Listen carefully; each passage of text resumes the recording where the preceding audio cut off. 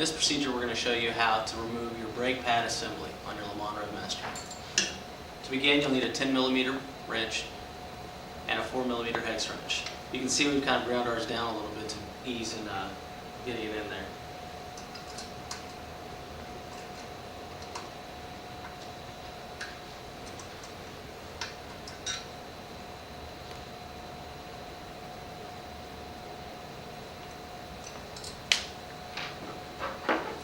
Once that's out, proceed to remove the 10mm nut.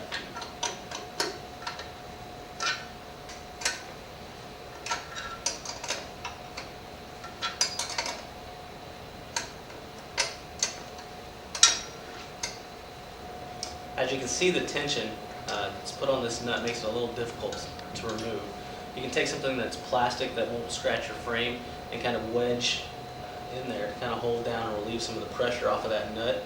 Makes it a little easier to get loose.